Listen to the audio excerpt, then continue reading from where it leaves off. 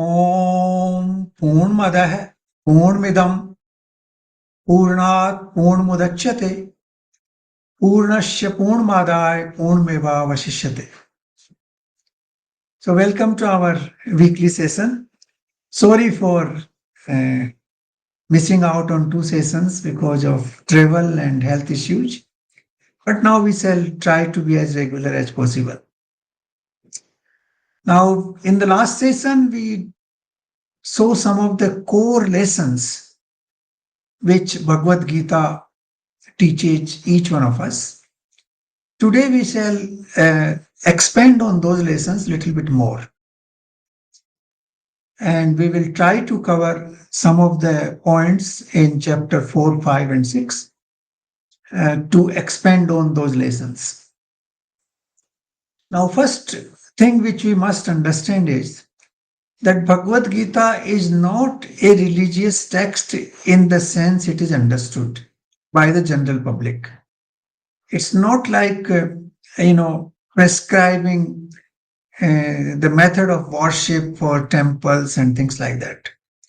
It is a lesson to be lived by everybody in their lives. It is a lifelong teaching for every individual who exists on this earth, because all those teachings are relevant for daily life for everybody. Now, in today's session, we will cover how Lord Krishna was expanding the meaning of avatar. So far, he had not actually explained that he was avatar. At no stage he revealed this. For the first time in chapter 4, he revealed to Arjun that he is an avatar. Now, that was in response to a question from Arjun, who asked him that how could you teach yoga lessons to the sun god who is millions of years old and you were born recently? In that context, he explained that you and me have millions of births in the past, but you don't know, but I know all those births. And in that context, he covers these verses which are in chapter 4.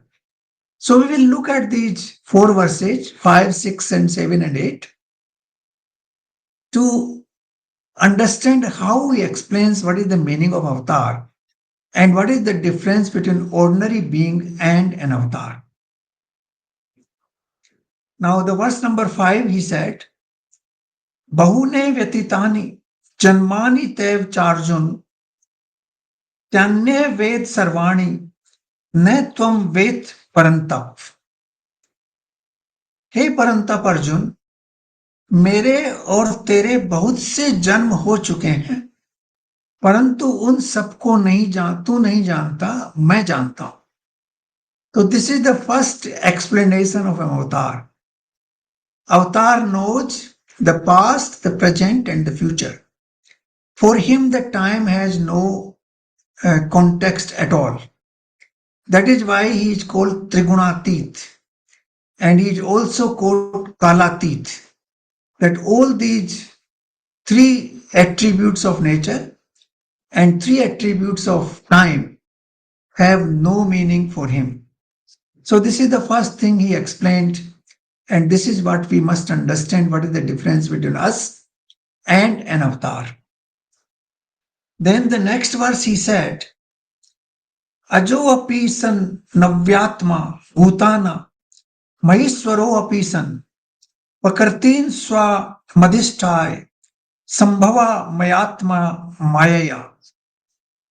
मैं अजन्मा और अविनाशी स्वरूप होते हुए भी और सब प्राणियों का ईश्वर होते हुए भी अपनी प्रकृति को योग माया से अधीन करके प्रकट होता हूं.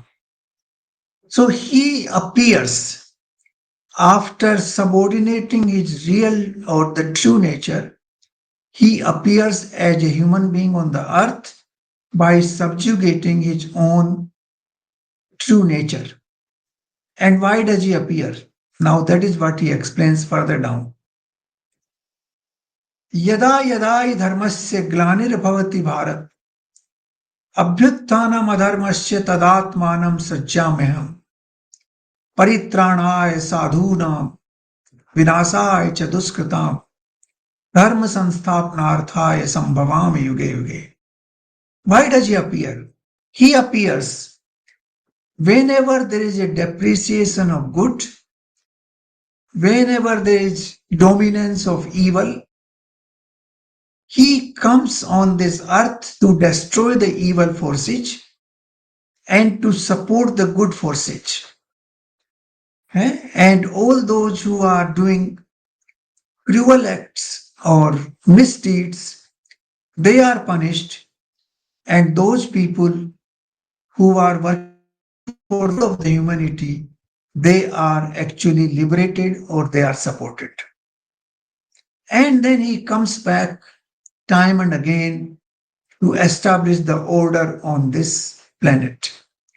So these are the 4 verses which explain, of course, there are many more, but primarily these verses explain the difference between an avatar and ordinary human being like us who are born here. Avatars do not take ordinary birth, they appear as human being by subjugating their true nature to save the good, to destroy the evil, to punish those who are, evil forces, and to support the good forces so that the order on the earth is re-established. So this is what Lord Krishna said here. Now, this is very important for us to understand the difference because we cannot treat that we are the, we have this element of what you call Atma inside us, which is part of Paramatma, but that Atma does not make us Paramatma. Paramatma is different, Atma is different, and both have their different, destinations. So this is what, though ultimately Atma, when it merges into Paramatma, it becomes Paramatma.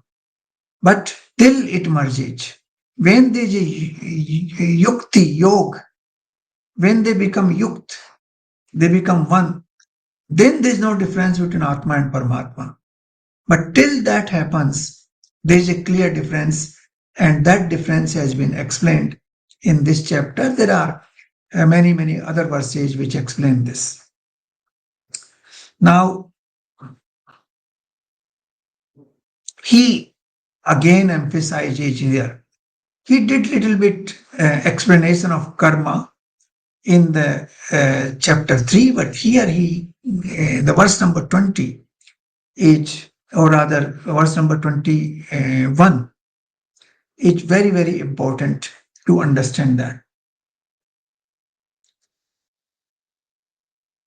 त्यक्त्वा कर्म फलासंगम नित्य तृप्तो निराश्रय कर्मण्य भी प्रवृत्त्योपि नैव किंचति करोति से.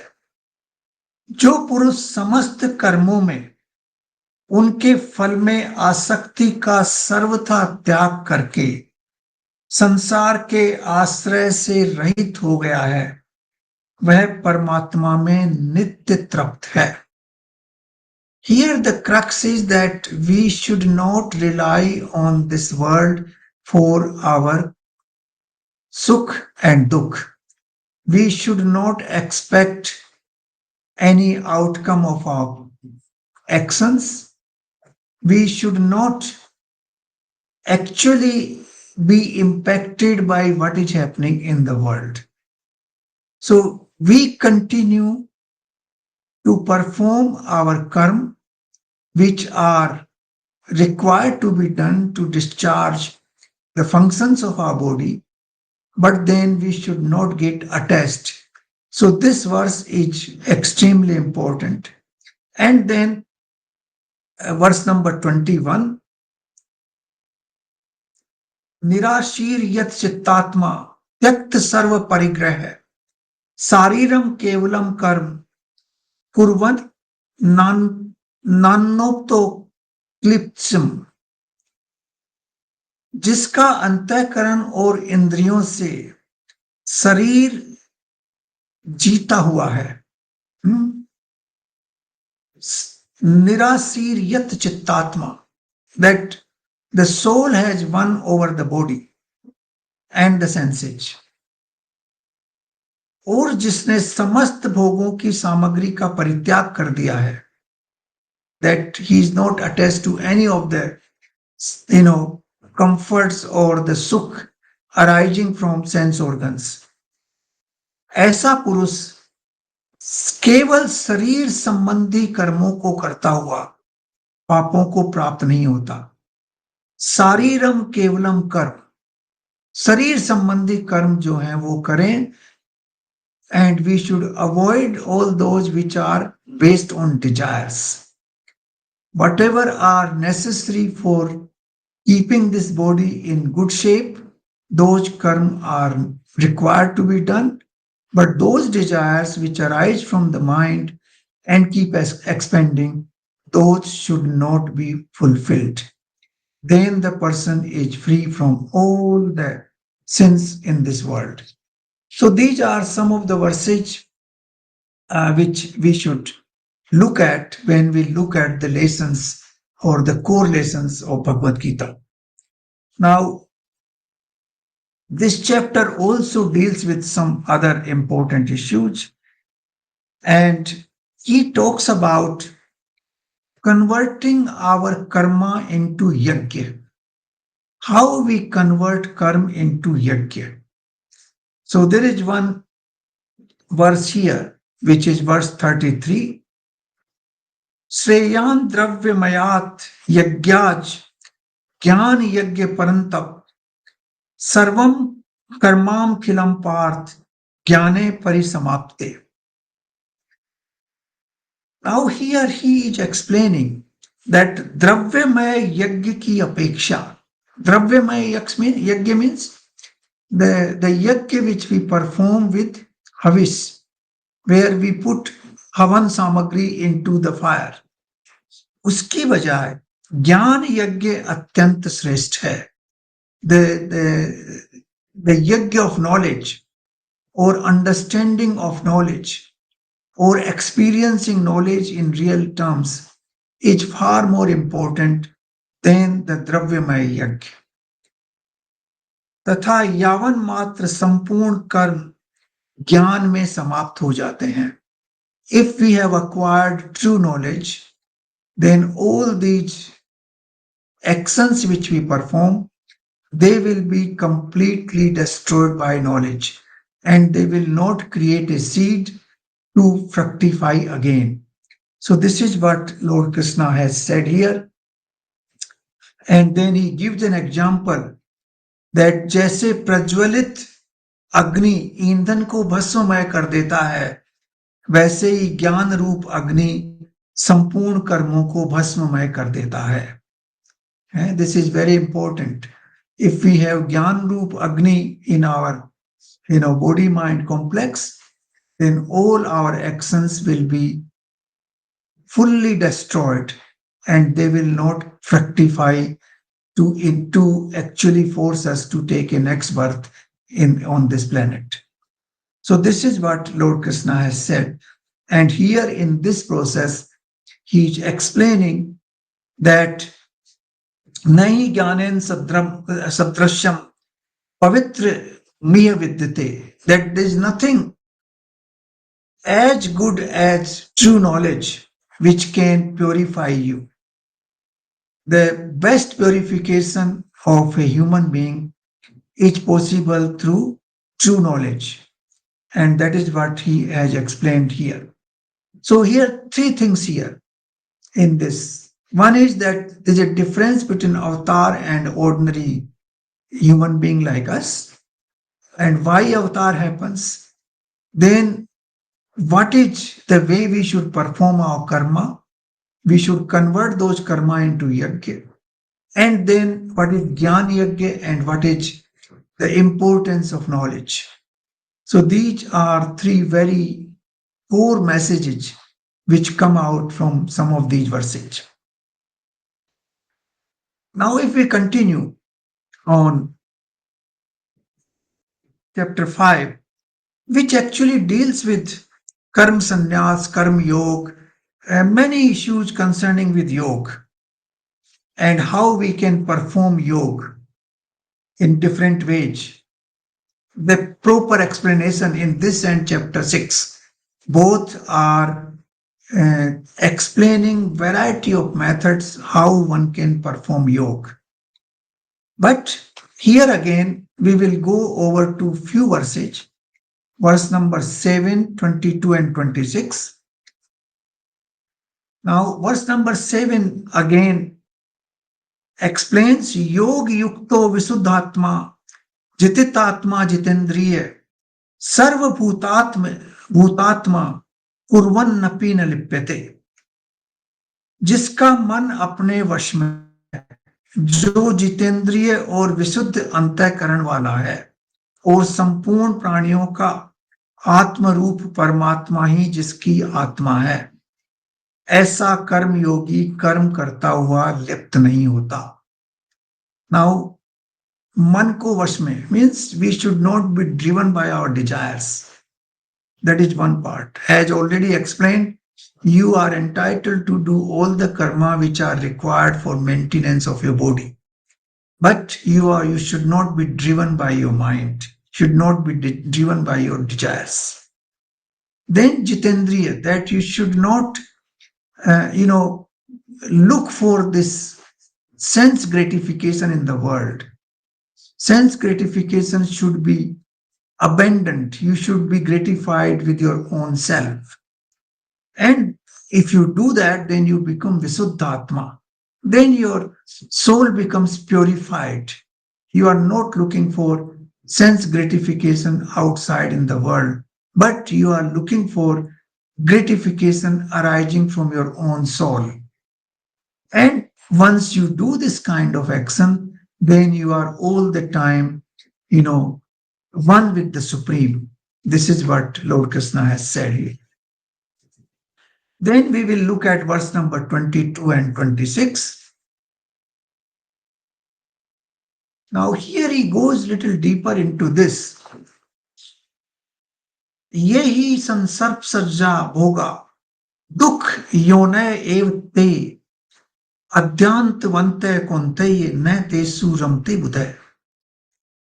जो ये इंद्रिय और विषयों के संयोग से उत्पन्न होने वाले भोग हैं, संस्पर्श जा, that is the word, that when the sense organs and the outside objects, when they come into contact, and when those lead to your gratification, that appears to be good, but actually it is like wish, it is like poison. This is what he said. It is the cause of all the dukh we, invite in this birth. So we should not look forward to the sense gratification, that is sansparscha bhog. This should not happen.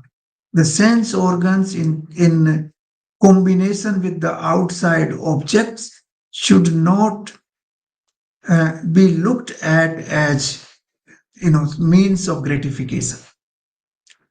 And then he says, इसलिए हे अर्जुन विद्यमान विवेकी पुरुष इनमें नहीं रमता.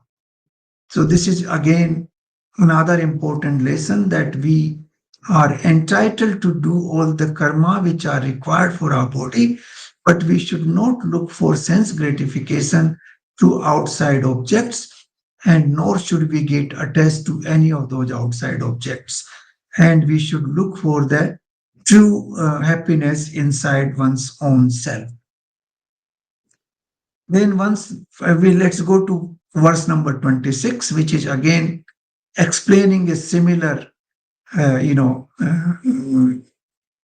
would say, statement, but in different words.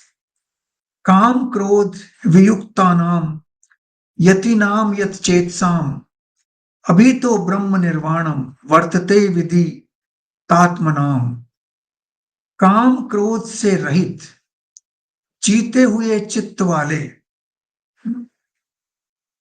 यति नाम यत चेतसाम, जीते हुए चित्त वाले, ब्रह्म पर ब्रह्म परमात्मा का साक्षात्कार किए हुए ज्ञानी पुरुषों के लिए सब और शांत पर ब्रह्म परमात्मा ही परिपूर्ण है.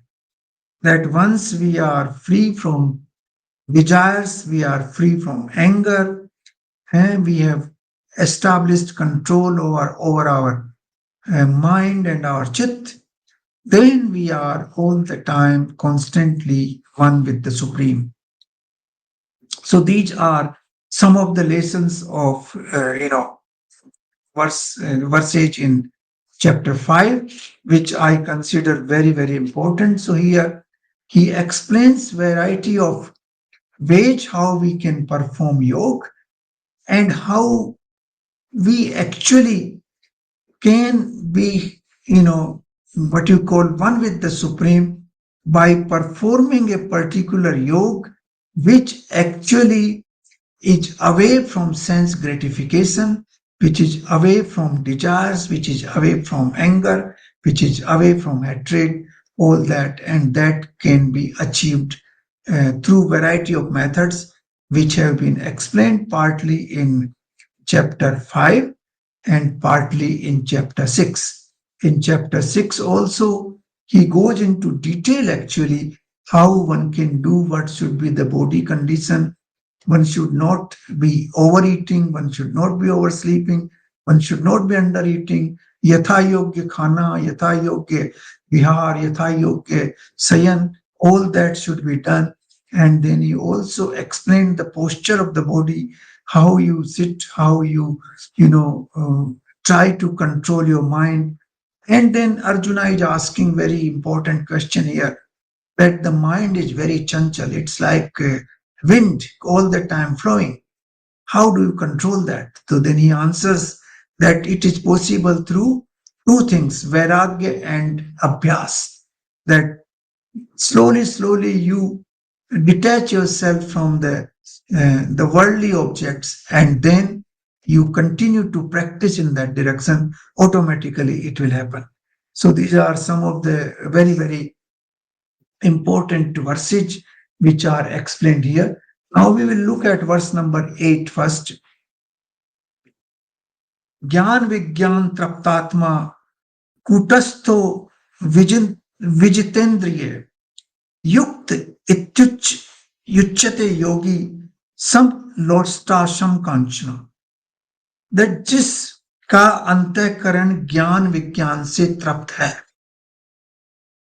और जिसकी स्थिति विकार रहित है. विकार रहित basically is the one where there is no delusion, when there is no what you call dust on the mirror, which is giving you an illusion, vikar. And that happens when one is able to control the desires, one is not attached to the desires. And then जिसकी इंद्रियां भली भांति जीती हुई हैं, विजितेंद्रिय.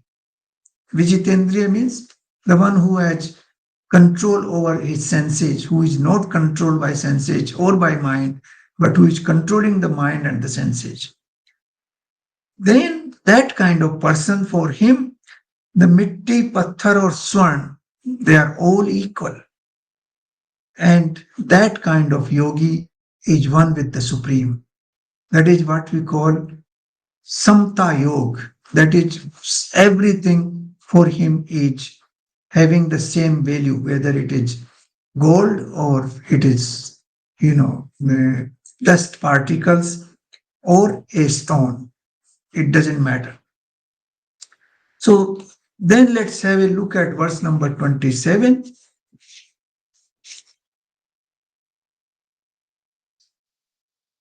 Now, this is one verse which tells the symptoms, how a person could be considered uh, one with yoga, or one who is already able to control the senses and the mind.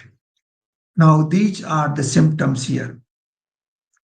Prashant manasa honam, yogin sukh muktamam, upayadi shant rajsam, ब्रह्म भूत मकल्पशम, जिसका मन भली प्रकार शांत हो गया है, जिसके मन में उद्वेग नहीं है, he is not having ups and downs, he is not vacillating, he is absolutely what you call, you know, absolutely at the same level all the time, शांत, जो पाप से रहित है, who is not engaged in any activity which is, either cruel or destructive or harmful for others. जिसका रजोगुण शांत हो गया. Now, rajoguna is the one which gives rise to lot of actions. We call Raja. Raja is all the time active. And Kshatriyas are also very active. So they are also in a way Raja. Raj is the one which makes you work. You have all the desires emanating from there, whether it is for wealth or power or prestige or any other desire. They are coming from Raj. So Rajogun ka shant hona. That your all these desires have come to practically an end. ऐसे इस सच्चिदानंद घन ब्रह्म के साथ एक ही भाव हुए योगी को उत्तम आनंद प्राप्त होता है. Now, once the rajogun is, shant, once your mind is absolutely udveg rahit, without any vacillation, is not, fluctuating here and there, but has been settled. In that situation, you are a yogi and you are one with the Supreme. So there are three different variations if you look at these chapters 5 and 6. The one is that if you perform your duties without expectations, without attachment, without desires, that is one type of yoga. Then you are one with the Supreme, that is Karma Yoga. You can call it Karma Yoga, and that is one variety of yoga. The second is Jnana Yoga, where you illuminate yourself with the true knowledge, and then you believe that you are not the doer. The actions are happening because of the three passions of the nature, or the three qualities of the nature, ras, sat, and tam, and you are niskarm. In that situation, you are again a yogi. That yogi is what we call Jnana Yoga. And here the yogi who has done the tapasya, who has performed the bodily penance to bring about a change in his mind. The mind is not fluctuating anymore. The sense organs are not having any further desires. In that situation, that is through the body exercise, body penance, you have achieved. So that is the third way of yoga. So all these three variations of yoga have been explained in detail in these three, actually, we can say 4, 5, and 6 chapters. Now, I want to go back to chapter 4 once again.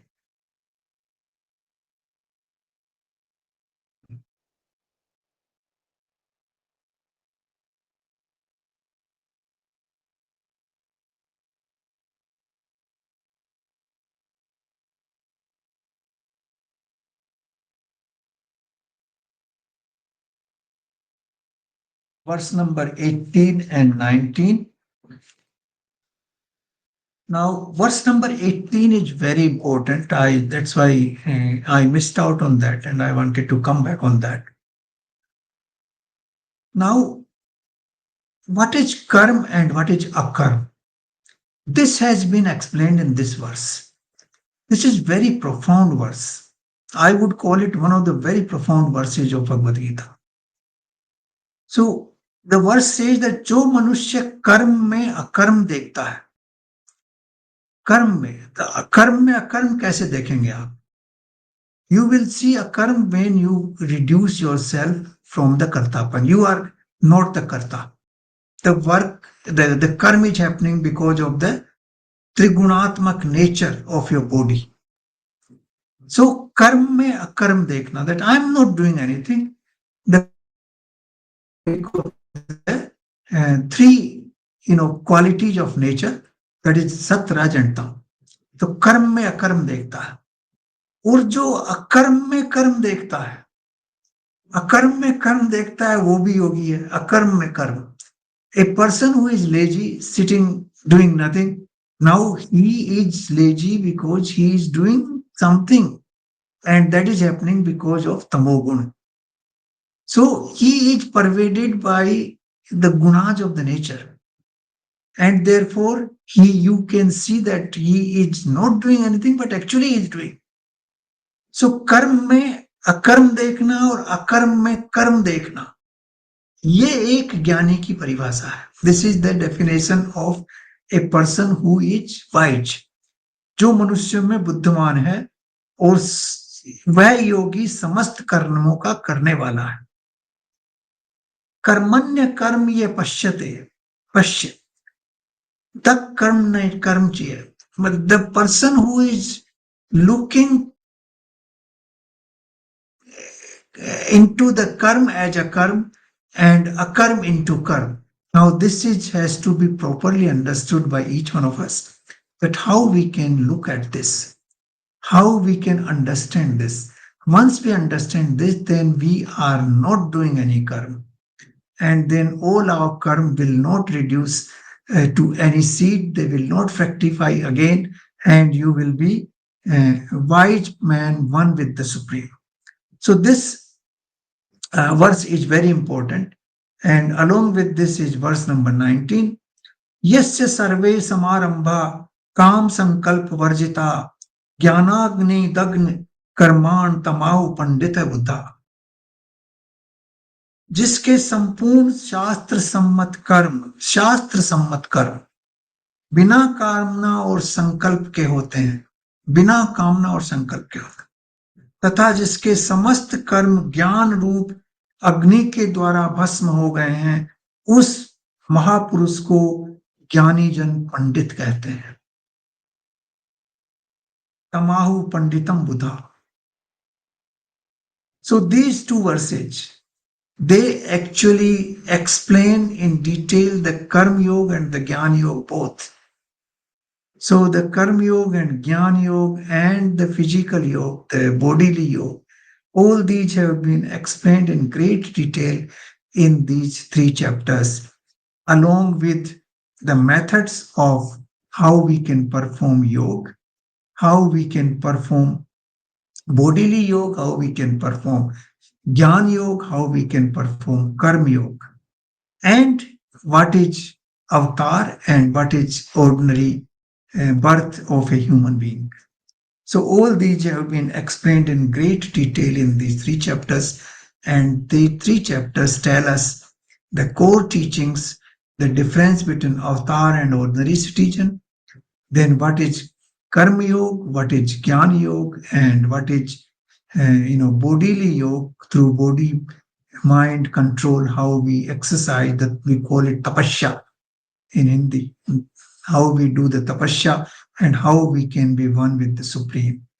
So all these activities can be performed by each one of us by deeply understanding these 3 chapters. And as explained by Lord Krishna, that जैसे अग्नि सारे आपके जितने भी ईंधन है उसको खत्म कर देती है, उसी तरह से ज्ञान जो है वो संपूर्ण कर्मों को खत्म कर देता है.